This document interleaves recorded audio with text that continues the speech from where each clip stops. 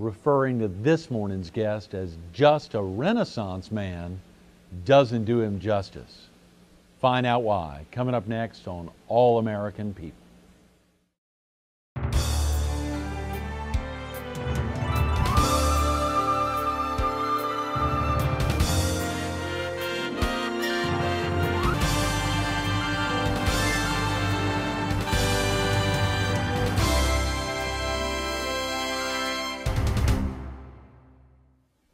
Good morning. Welcome to All American People. This morning we're at Villa Romana Italian Restaurant, the 5-time winner of the Italian Restaurant of the Year.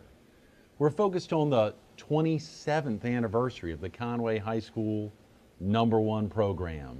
And we're visiting with its founder, the educator, Larry Lee Biddle. Good morning, Larry. Thank you, Greg. Good morning. Thanks so much for getting in. Yeah, glad to be here bright and early. Absolutely. 7 a.m. to wrap up the week. Of course, the exciting thing is you know, we kicked off the week here at Villa Romana, celebrating another Silver Plus anniversary, the upcoming 26th anniversary of Villa Romana, kicking off with Ronaldo Montrose. And of course, wrapping up the week now with another Silver Plus anniversary, the Conway High School #1 program. The real exciting thing for me, though, Larry, as I thought about it, as I looked at the lineup in the Herald, the full-page ad in last Friday's Herald highlighting this week's guest, is that we had you listed for Friday as parent, grandparent, linguist, businessman, and educator, but it somehow left off uncle and groomsman, excuse me. You know, to think about that, of course, we kicking off the week with Ronaldo, another groomsman, having Donald Smith behind the camera over here as the director. 3 of my 6 groomsmen are here in the building this week. It's incredible. Yeah, that's really exciting, and it was a great group. No question. Absolutely. And of course, even more exciting to have your niece here. Full disclosure here, my wife, Alyssa Holmes Everett, here to have her on the set much of this week as we kick off the inaugural week of All American People. And to think 27 years ago, Larry, do you even take the time at times, I'm sure you do, to think back to the kickoff of the Conway High School #1 program? What prompted y'all to launch that? Well, we looked around at the student body, Greg, and realized that too many kids were falling through the cracks. That's not healthy. It wasn't good for Conway, it wasn't good for South Carolina, it wasn't good for America. So that's what led us to do what we did.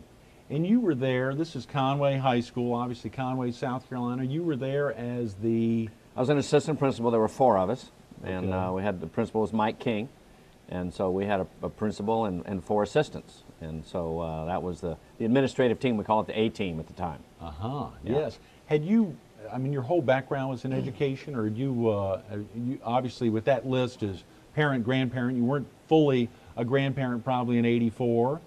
Probably weren't serving that role yet, but a linguist you clearly were, a businessman you clearly are, and an educator. I mean, that was the centerpiece of what you were doing, or were you had your hand in lots of things? Well, my parents were in business. I've always been around the business community in Sacramento, California, where I grew up. And so, you know, what occurred at the #1 program was we started applying business concepts in the school setting, because our philosophy was, you know, the schools are the most important businesses in town, and indeed they are. Yes, yes. How do you get that across to high school students? Or even students at a younger age? Clearly this was Conway High School, but how do you let them know, or let the educators know, I mean other academicians know, that this is the #1 place in town? Well, you know, Einstein said, we will not solve the problems of today at the same level of thinking we are when we created them. And so we said, you know what, the power of this school is teaching and learning. And of course, Conway High has also always been a football power, as is Myrtle Beach and other schools in our area. Right. And that's important. You know, we knew how to celebrate football, but we forgot about celebrating the mind. And so we began to apply these kind of concepts to teaching and learning. And you know, everything we need and everything every school has is already there. You just got to think of it in new ways. And that's what we did. So I spent a lot of my time really talking to educators all over the country to think in new ways. And that's been the power. This was something that the other 3 assistant principals, that the principal, that everyone wrapped around, Larry, or did you have to do a big sell job to help kick it off? It wasn't too big, you know, but we all bought in, obviously, and you know, everybody realized that too many kids were not on track, needed to be. We've geared the entire American school system to the top few, and in reality, it's all about niches. What I use to teach that concept across the, well, today all over the world, really, because this thing is everywhere, but when I was a child, my mother said to me, if you become a soldier, you'll end up as a general. If you become a monk, you'll wind up as Pope. Instead, I became a painter, wound up as Picasso. Well, that's a powerful quote from a great artist who painted during the Spanish Civil War. But he has the essence, we think, of what's got to happen in schools. We've got to learn as educators and parents and business communities to create lots of niches for lots of kids. And as you begin to help educators understand that concept, it all opens up in new ways. That idea of simply, and I was reading a piece that you've done recently in the Scene magazine, the Southeast Education Network. Maybe you can hold that up, Sure, Larry, so that viewers can see that. The Southeast Education Network, I know you're one of the regular contributors now, but Right, it's fascinating seeing, oh, there you are. there it is, yeah. Great, the wow factor at work. Seeing about one of the quotes in there, or one of the questions was, who receives the most recognition in your school? And clearly, as you highlight, for good reason, top athletes or top scholars are recognized. But is there a place for the multitude of other students? And reading through that piece and a lot of other things you've done, it highlights those other niches is so critical. That's right. We have really helped educators understand that there's no difference between excellent improvement and excellent. But if we only focus on excellent and not excellent improvement, then that's the challenge. And so we really never focus too much on improvement. And what Renaissance schools do, and what we've recommended, is an honor card system, a 4-level honor card system. At Conway High, it started with gold and green cards when we started all this in the number 1 program. We had gold cards for kids with all A's and green cards for kids with A's and B's. Jostens had flown me to California to speak out there in 88, 89, I guess it was, 88, 89 academic year. And I started talking in California about green cards, and they said, whoa, we already have a lot of green cards here. We have tons of them. And so that day we thought about it. You know, we said, you know what? Let's recommend the Olympic system and then add one to it. So today's Renaissance school has gold cards for kids with all A's, silver cards for kids with A's and B's, bronze cards for kids with C's or better, and then a 0.5 GPA increase card based on improvement. So if a student goes from one level to the next quarterly, you know, we don't do academic recognition very often. We tend to, academics we recognize by events. You know, athletic coaches recognize progress daily. Right. So we said, why don't we do that in academics? Right. So Renaissance schools do a lot of recognition of all students. And then these cards are based on 3 things. Attendance, which you want better attendance. Right. They're based on grades, you want better grades. And they're based on behavior. So those 3 elements and the cards is what powers the entire student body. So in a Renaissance school, the recognition is going what we call broad and deep rather than narrow and shallow. And that's been the secret across the country as you put those pieces in place. And today, you know, because this is principle driven, they're in place in obviously high schools, obviously middle schools, and elementaries. We have elementary schools all over the nation doing Renaissance. Yes, sir. Well, I want to make sure we quickly backtrack because we kicked off talking about the Conway High School number 1 program. You've used the word Renaissance. Just so viewers understand, Conway High School's number 1 program became the Jostens Renaissance program. Exactly. Mike Carroll, who was our rep at the time, kept saying to Jostens in Minneapolis, which is where their corporate headquarters is, you need to see what Conway High School is doing. They said, no, you know, we're not, you know, that's South Carolina. Where is Conway? Yeah. You know, we're up here in Minneapolis and Minnesota and all that. But Mike is a Jack Russell Terrier, like me. He doesn't give up on stuff. He hangs on to things. He kept telling them, you got to come see what they're doing. And they finally said, God, will you shut up about it? No, I'm not. Until you go look. And they said, well, okay, where's Conway? I said, well, it's near Myrtle Beach. Well, you didn't tell us that. Oh, you didn't tell us it was near Myrtle Beach. So they were ready to come, snow on the ground in Minneapolis, bring your golf clubs, and we'll go look at it, right? So they came, and And they said, well, this is unbelievable. Can we teach this to the country?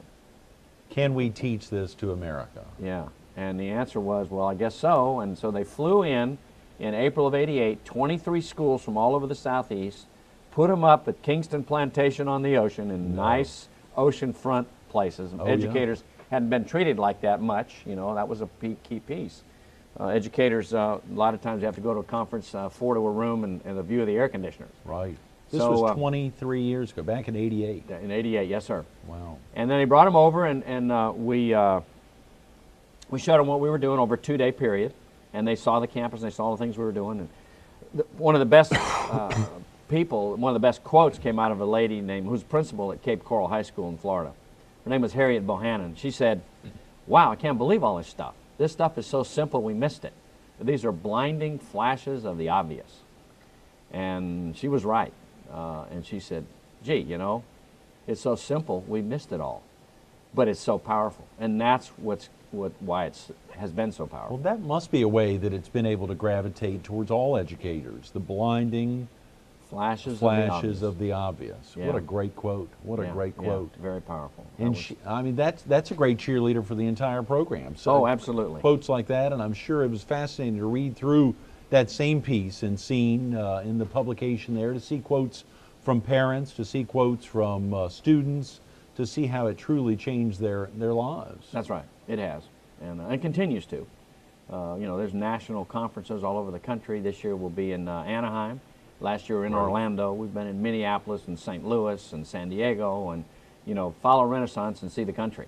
How did Jostens determine? Obviously, they brought in these principals, these assistant principals, other Jostens reps, I assume, from those 23 areas all came in together. How did they determine? Was it that quick? The light bulb came on so that they decided to wrap around it? And did they wrap around it in a way so that it could expand throughout not only the country but beyond?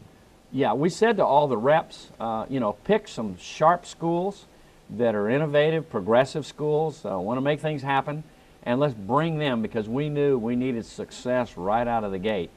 And bingo, they came and you know, took it back to Texas, took it back to Arkansas, took it to Tennessee, took it all over the Southeast, and then of course it just went nationwide to the West Coast and back. And you know, we're in Canada. And are you really? Yeah, I mean, it's all over everywhere. You know, the Northwest, we've got these Renaissance coalitions really all over the country. We just had one last month in Myrtle Beach. We'll have one in February in Northern California. We did a big one in Southern California. The Heartland has got a bunch of coalition schools. I mean, it's Smoky Mountains have a coalition up there, and it's huge. It's all over the place. And these are schools, Greg, Renaissance schools in a geographic area that come together, bring their teams, learn from each other, share, show what they're doing, how they overcame this and that, and so on. So, Larry, I almost don't even want to ask you how that feels for you. I'm sure it's an emotional thing as you think back almost 27 years and to think about what all has happened and to see it expand over these 27 years, to imagine what you were doing back then as you rallied the team, the other 3 assistant principals and that principal.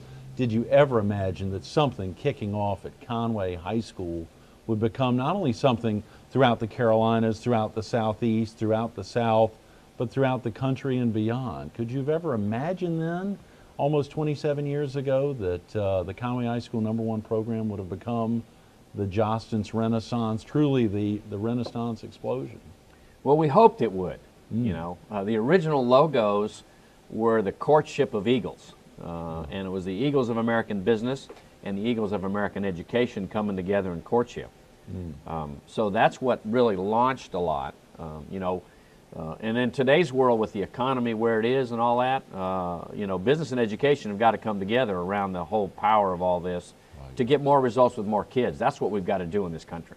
Right, right. I saw a great quote. It was just a 3-word quote, 3 words from Darla Moore a handful of years ago: education equals economy. Those 3 E's, education equals economy. And I couldn't think anything beyond that. As you read the pieces throughout this publication that you've been contributing to, as you read pieces there and even on the local level, you see that truly education equals economy. There was a quote that you had from Lee Iacocca, I think, in one of those pieces. Could you just share with viewers what that is simply.